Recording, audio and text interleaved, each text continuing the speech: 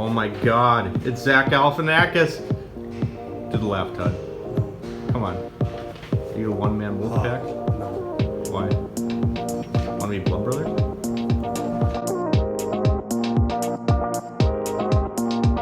Hey guys, before we jump into today's video, which was filmed earlier this week, I just wanted to give you a little bit of an update as to why we haven't seen a whole lot from the Fox body recently. And reason being, as you can see, I've been working on it. So I got the trunk off, the fenders, the doors, they're all over there. I've been working on some stuff that's more or less busy work that I didn't really think that you guys would care to see. There's one front clip option that I have. There's a second one. I have them hanging just so that they kind of reset their shape because they've been sitting seemingly forever. Give me 1 second here. You can see right here I got a heavy duty putty knife and a chisel. So what I've been working on is getting all the sound deadening out of the car so that we can recoat it ourselves. And the metal's been in pretty good shape. I'm gonna flip the camera here and show you. So you can see this is all the bare metal underneath the car. Really solid, and I've been taking this stuff off. So I didn't think it'd be a very interesting video, so we're gonna pick this back up once I get this part done. I got a long ways to go. I gotta go all the way up the front of the car. But as you can see, no real hidden surprises. The metal's all actually like brand new almost under here. Really solid, so I was happy about that. But so yeah, I want to make these videos interesting for you guys, and if I make 3 videos in a row of me scraping sound deadening out of the Mustang, I don't think anyone really like that. One other quick thing, I wanted to give a shout out to Monster Squash Racing. If you haven't checked him out, go check out his YouTube channel. We were talking and just talking about a lot of different stuff, the automotive industry, YouTube, stuff like that. And it's really hard for our smaller channels to get some traction, you guys, and that's our ultimate goal. And we have to put in just as much work to film these videos and edit them. Yes, they might not turn out quite as great as some of the big names because they have the funding, they have the equipment, and they have more experience than we do. But it's just as much work.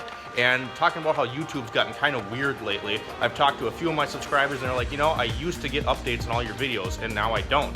And so if you haven't, make sure that you check to see if you still have the little bell icon clicked on, because if you don't, you're not going to get any notifications. And that's one thing I've noticed too, is some of the videos aren't getting as many views as they used to. But yeah, so I just wanted to get that out there. Other than that, you guys, here's the video. Enjoy. Hey guys, back for another video. Just one of those days. We're gonna go turn in all this crap that was surrounding my box. If you haven't seen the Supra video, go check it out. Yeah, I'm not too happy right now. It's just one of those days where everything that could go wrong will go wrong. Cars get taken from you, people come back for illegitimate concerns. It's just, you'll have days like this. That's why they call it work, right? Not vacation. I'm gonna go drop this stuff off and then I'll catch back up with you guys.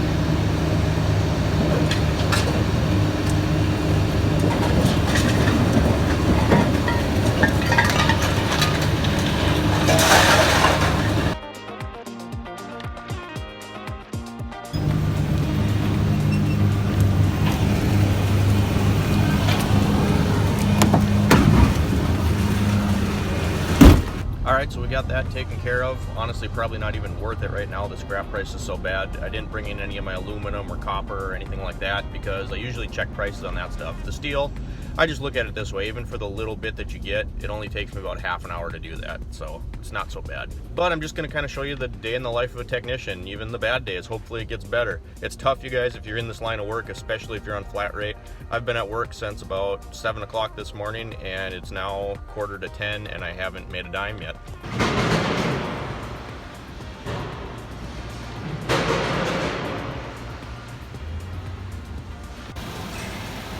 This used car was taken from me and now all the work was approved. Imagine that. So there would have been 1.5, 1.2, 0.5, 1.5, plus the inspections 1.3, almost a full day that's gone. So that's awesome. Now this next ticket was sold to me as, well, you get a free ratchet strap with it, or half of one. So this is awesome. We got a little Ford EcoBoost action, multi-point inspection, install new airbox that was held on with ratchet strap, and customer states 2 days after vehicle purchase, the factory remote start quit working, and I think it could be related to the check engine light, which is turned on now. So I'm gonna go get the snap-on because it said manufacturer control code on my handheld, so we'll see if we can get this figured out.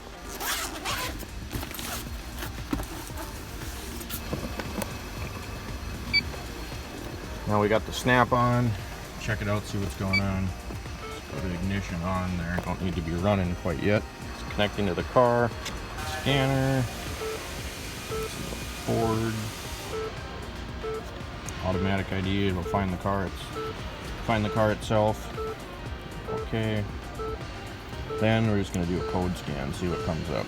Like I said, the handheld showed manufacturer's control, so this will take just a minute, and hopefully we can see what's going on. Alright, so this thing will show all sorts of codes that are history codes that we don't really care about. We're worried about the check engine light, not any of the body control module codes that are history codes or anything like that. Small evap leak, which is always fun to chase. But we have this other code here that says unable to bleed fuel pump vacuum. It's pending, so it's not on yet, but it's telling you that it's going to be a problem. It already is a problem, it just maybe hasn't been a problem frequently enough to set a current code. But normally I would say if you just had this evap code, save yourself some time, you guys. If you just filled up with gas, check that first. Obviously this person did not. But you want to check to see if the gas was just filled, and go check your gas cap, because 9 times out of 10, gas cap's not quite tight or the seal has failed. So save yourselves a little bit of time, check that before you start chasing some smoke. In this case, because we have this other code here, I'm going to do a little digging on all data, some data, see what we can figure out. So we ended up ordering a whole mess of hose assembly. Goes way down here, up into the airbox. We replaced the airbox because it was attached with that ratchet strap, and now we wait for parts. EcoBoost! EcoBoost!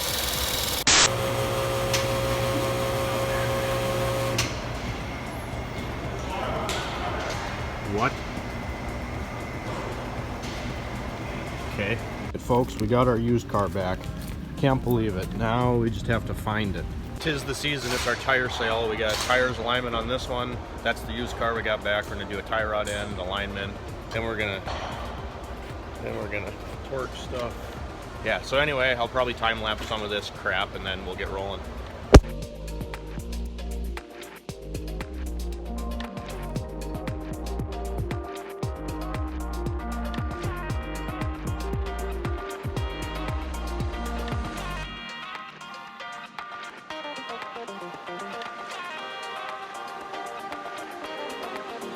I love tires.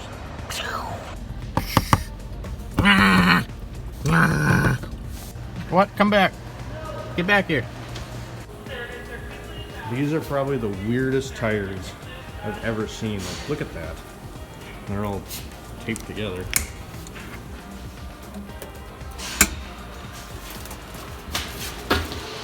What is this?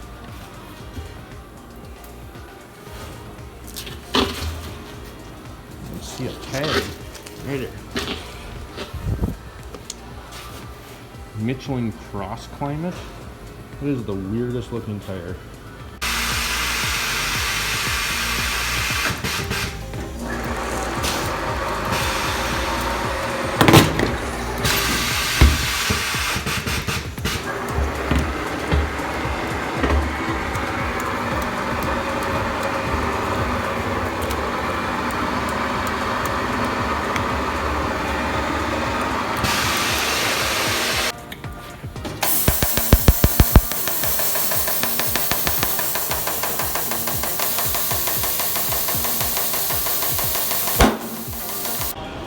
Oh my God. Holy crap. Yeah, that's supposed to not look like that. This is the one we're doing the tie rod on. We're gonna replace this right here. Go.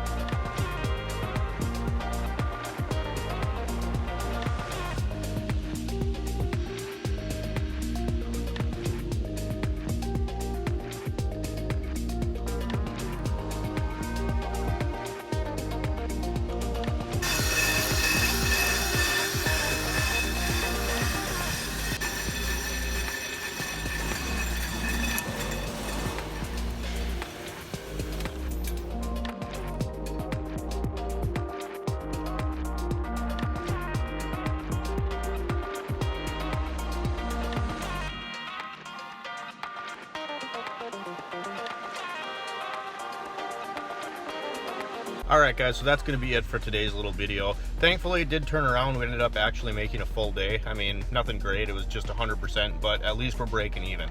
So it wasn't all terrible, and this is kind of the stress that a day in the life of working on flat rate will bring. And you know, I'm not saying that's the hardest job in the world or anything like that. I'm just saying working on flat rate is really, it sucks. I mean, some days are great, some days you don't make anything, but you never really know. So it's kind of nerve-wracking in that sense. I just kind of wanted to show you guys what I myself deal with on a daily basis, and working in a bigger facility like this has its pros and cons. Most of the cars you work on are generally newer, you know, as opposed to an independent shop. You're working on every rust bucket that's on the road, but you deal with more political type BS, like sales taking your cars and not knowing where it is and then putting it somewhere else, and then this customer came back because he got a warranty letter in the mail, just all sorts of crap like that. But like I said, that's why they call it work and not play, right? And there's going to be pros and cons to any aspect of this industry, or any industry really. But I hope you guys enjoyed the video. It's kind of something I wanted to do for a while at least, just to give you kind of a view on what we deal with every day. So thanks for watching, you guys. Thanks for supporting the channel. Shift Wrench Repeat has weekly uploads at this point in time. If you haven't subscribed, please consider subscribing. We get to that 500 subscriber mark, 500, and we're giving away another tool, and it's red. That's all I'm going to say about that. It's a red tool. Thanks for watching, guys, and we'll see you next time.